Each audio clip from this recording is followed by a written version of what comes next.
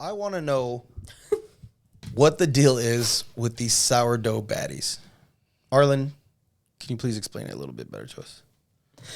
Okay, so I think...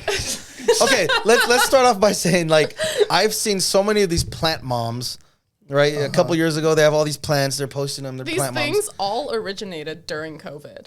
Sourdough, plants, home bartenders, all of those things originated during COVID. Because there was nothing to do. There was nothing to do. I've just seen the sourdough phenomenon recently, though, like the past couple months. Probably because I just started talking about sourdough now, so your entire feed is about sourdough. No, there's been, like, plenty of other people that I've seen doing it, too, so... Like, that I know personally. You got to understand the process of this, though, Snacks. It's so effing crazy. It's crazy. They feed this thing. Get into what the hell this is. I mean, you guys are feeding this thing and take care of this thing for like a year. Yeah. I started my sourdough starter a year ago. His name is Eustace. Eustace. Wow. Okay. Yeah, it's a play on... That's like a name you find in the Urban Dictionary. Yeah. Well, it's a play on like Yeezus and also Jesus. Eustace. Oh my god. So Eustace, because he's, yeast. Gotcha. So it's like this whole... You just start it with flour and water. I started mine with whole wheat flour, but it depends on whatever you want to start it with. You can start it with any kind of flour. Aside from like gluten-free flours, because you do need the gluten. Like you can end up baking with gluten-free. Doesn't matter. So you start with just flour and water. And every single day you feed it more flour and water. And it starts growing and it starts stinking. Does not smell very good, especially at the start. And then you have to consistently feed it. What are you feeding it? Just flour and water. That's it. And then when it starts getting too big, you throw away a little bit. You did this for a year? I've been doing this for a year. Flour and water. How much flour? How much water? How often? And just once a day you're feeding this fucking thing? All of that completely depends on where you live, how often you want to bake with it and stuff. When you're first starting it, like when you're first raising it, basically, you... Sorry, bro, I can't. No, you're like literally pulling bacteria out of the air, out of like the water, out of the flour, out of the jar you're using. Like it's all specific to where you live and what you're using. It's how your sourdough starter is going to be. So you are creating it out of literally nothing.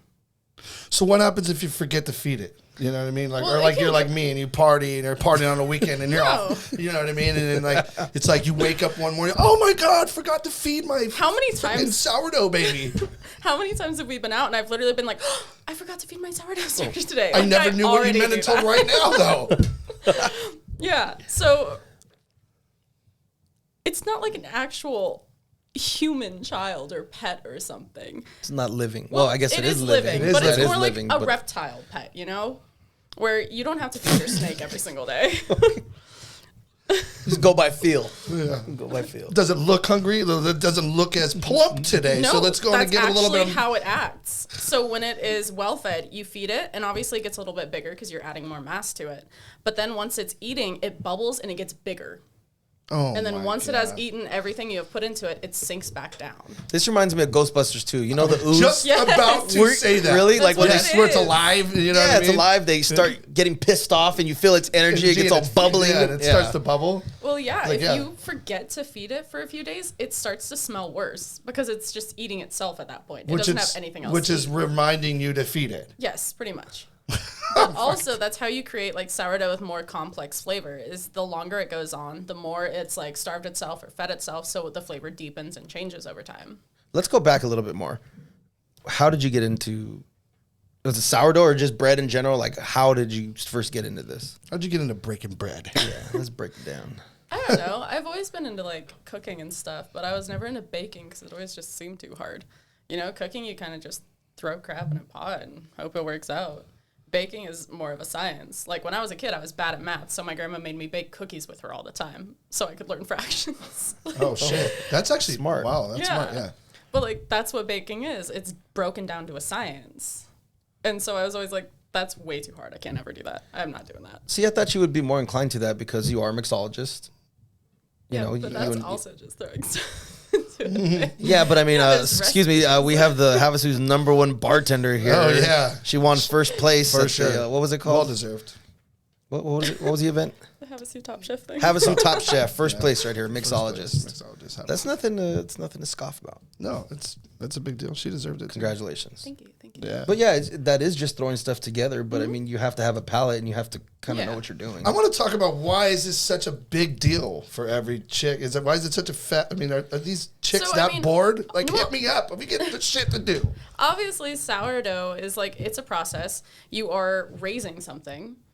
You know, you are creating something out of nothing. This is something that you have to dedicate part of your life to every day. So it gives you something to be doing. That's why so many hot girls do it, because they're all depressed. But also, and that's also why they have so many plants. Also, you light need bulb. Something to keep alive other than yourself. They don't have kids. Right. That's not true. Half of the sourdough people. That's okay. The baddies don't have kids. Yeah. Yeah. Because the other ones are beat up or anything. They got too many miles on them. The other ones Sorry, have a bunch of kids. The other ones have a bunch of kids, and that's why they're making sourdough, because they can't afford to be buying that much bread at the market. That makes sense. So do you think that this is an age thing, Malachi? What do you think about this? Have you heard this in your kind of age bracket of chicks at home making sourdough bread, bro? Honestly, this is something I've never even heard of until I walked right through that door into this. Really? Wow. Yeah. I've seen it. A couple, and not just you, like locals too, always making sourdough bread. And a lot of it also has to do with people with gluten intolerances. So I don't know if you guys have ever heard about this phenomenon, but when people travel to other countries, they have no problem eating bread and stuff there. yeah, like they could lose weight eating bread. Like they go to Italy and Yeah. Greece and all these places like that, and they like eat Why like is maniacs, that? and they American because of the preservatives. food. What? Yeah, no, wheat in like the UK is entirely different from wheat here in the United States. It does not I guess I upset never people really with looked gluten at- or wheat allergies. Yeah. And so when you're making it at home, there's less preservatives, less like other stuff. You got to be picky and choosy with what you're putting into your bread, and it actually is better for people, despite the fact that you have this giant little amorphous blob of gluten that you're raising yourself. It's actually better for people with gluten intolerances. So I think that's another reason why it's been so popular. The healthy tip. People want to eat healthier That makes bread. sense. That makes sense because I know that, a lot of the food that we have here in the United States is full of all kinds of crap. And I know like even the meat and everything else, I guess I never really paid attention to the carbs side of things. But yeah, I know that the meat in other countries is really good. And the cheese, I mean, everything, you know what I mean? Everything just tastes better. Not only that, but all the food, like all the foods that are banned in places, like all the dyes that we use here in food like that, they're banned in other Red countries. Bull is banned everywhere but here. Literally. Have you guys ever thought about the fact that, like, in America, it is so much more common to meet people with just an insane list of food allergies? You don't see that in other countries. Yeah, that is kind of Because a lot of other countries believe in baby-led weaning when it comes to food and feeding them more actual adult human foods from a younger age. What the hell did you just say? Yeah, what is it called? What? Baby-led weaning? Lead wieners? So you're weaning. I got a baby lead wiener. But like I always say, it's you eat enough appetizers, you get full. You eat enough shrimp, you get full, ladies. Yes. Okay, well, let's baby. So it's I figure it's like you're weaning them off baby food and you're putting them on human food, Yes. basically. But So- you're letting them choose as they go. Like, you're not taking one thing away entirely. You're giving them options. And So so it's like, yes. That's kind of like the Liver King guy. Like, look what he has been feeding his kids since he was, like, very young. Oh, right. Yeah. You know what I'm talking about? Like, Yeah. just raw meats and, like, staying away from processed foods and stuff like that. Healthier choices, but letting the kids decide basically what they're going to eat. Right. But also, you look at how healthy those kids are versus him who's been pumping himself full of 10 grand worth of steroids. Very true. Yeah. And there's, like, an actual difference. Yeah. Like, because obviously he's not giving his children steroids, but they're still incredibly healthy and, like, doing well kids. Right. Yeah. Yeah. I mean, that's just crazy. I mean, So let's go back to sourdough. I want to making. raise my own cow. Yeah. I've just figured it out. Just butcher it. I want to raise my own cow. So sourdough making. So you've had this, what do you say? Call it a starter? Because it's just what you start your bread with. So if you're baking just a like sourdough loaf of bread, you get those little instant yeast packets. At the I've store. seen them, yeah. That's your starter for that bread. Actually, no, I used that yeast as a mosquito killer before. I had a bunch of mosquitoes at the house one time, and I looked up like a homemade. I swear, I shit you not, dude. I looked up a homemade deal, and you put like Dawn dish soap, right, with It yeast. breaks the surface tension. So they fall Yeah, in. so like mosquitoes are attracted to the yeast. They fall on the water, and the Dawn dish soap makes them like drown in the water. No way. It works, dude. I didn't think it was gonna work. I tried it. And It Okay, worked. so right, I got an idea. We're gonna grab this yeast because mosquitoes are attracted to the yeast, and then we're gonna put Dawn soap in there Because it breaks the surface because it tension. breaks the surface tension. And then it's like when they They're get on the little water, legs. they're just gonna They're drown. gonna just die in there. That'll You know never what I work, mean? dude. Well, why don't you just get a mosquito trap? No way. No. A mosquito trap. Why would you do that when you could go buy a packet of yeast? I have Dawn dish soap already. If we're gonna be doing these segments pretty soon, it's like 3 a.m. cook sessions. It's like when conversations you have at 3 a.m. and you're like, yeah, you guys will see that coming soon. Yeah. All right, so let's get back to this. I want to talk about like, so you have this starter Yeah. thing, okay? Yeastus. Lives in a jar. Yeah. Yeah, okay. So you want to make a sourdough bread now. So you just use a little bit of that? You can't make it now. So sourdough can be a days-long process, like making it. So you have this thing that you've already been raising for however long, and then you decide you want to make sourdough.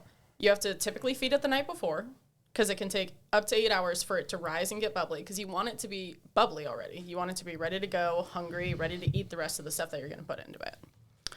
So you have to feed it typically the night before, depending on where you live, depending on the elevation you live at, depending on how warm it is where you live, how warm it is inside your house, the quality of your water, what flour you're feeding it, how long your sourdough's been alive. It's so much.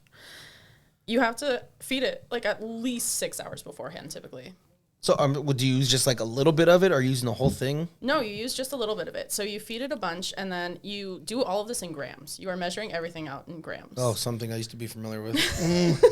Yeah, so you have a little scale. Oh, something I used to be familiar with. You keep on hand. And you put a bowl on it, zero it out, and then you take like however many grams of your sourdough starter in, because you're keeping some.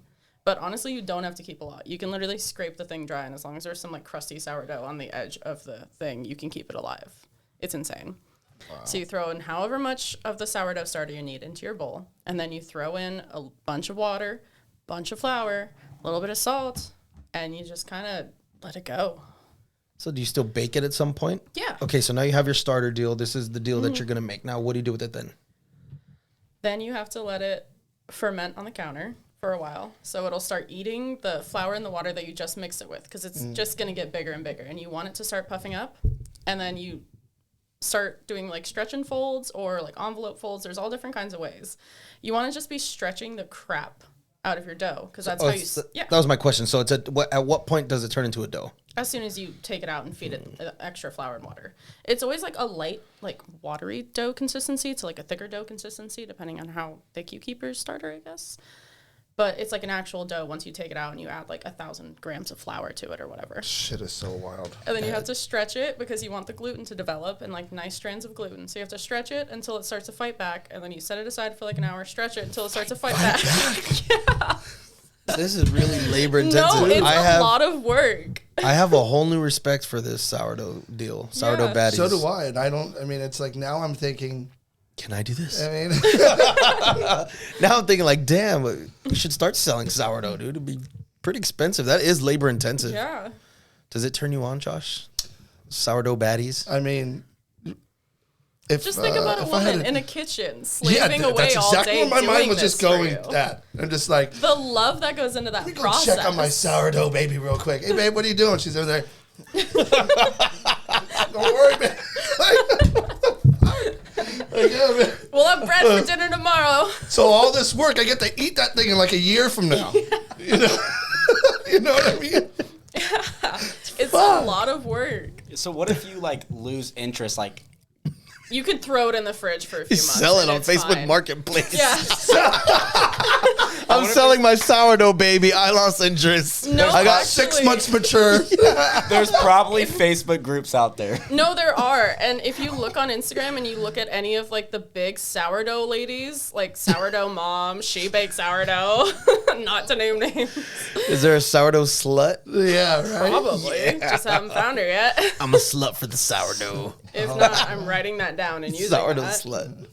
Use it. That's But good. they all have these giant starters and they take parts out and they sell them. They sell parts of their child. Shit. Yeah. Okay. Because it's a long process to get your own starter established. So people just buy it to do half the work for them.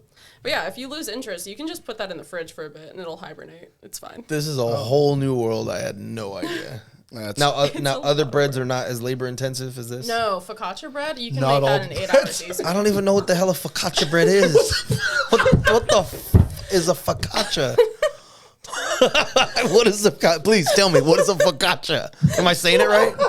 Fool, I got you. What's a focaccia? Focaccia breads are those like nice big pan breads. You can actually like use them to make a thick crust pizza. They're usually about this thick at most, and people like put all the little holes in them from like sticking their fingers in them and making them jiggle. And that's like you just do that.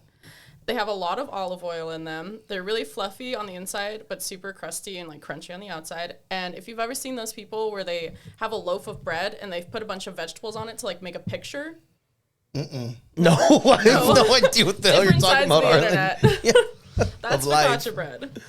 People like to put like herbs and vegetables on them to like make a pretty looking Pictures. picture, and then when you bake it, it's like a slightly wilted. I version need of the you. picture. Please follow up with me because I want to see pictures. Send them to me on Instagram. Yeah, I'll show you a picture of the And focaccia. if you guys want to see pictures of focaccia, DM 928 Legends. I'm serious, DM 928 Legends, and we'll send you whatever she sends me. Yeah. Because we'll post it. We'll post it on the Instagram. Yeah, that's crazy. So now the next question. I saw you bake some the other day. When are you gonna bake again? Because I want to try some of this Arlen sourdough bread. I It looked just fed amazing. it like this morning, so I'm hoping that I'll be able to start the process to bake. 2025, baby. You get some freaking sourdough bread. 1 year and 9 months check back, and then we're gonna eat it here.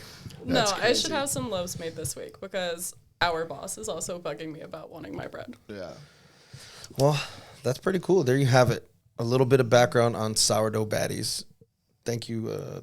Thanks for that, Arlen. I appreciate it. If you like this video and you like what we're doing, please like, share, comment, subscribe. Do all the things that are going to help this channel grow. I am Aaron. Josh? Millennial pause. Arlen. The millennial pause. That's funny. Good stuff. Hey, thanks for joining, and we'll see you on the next one.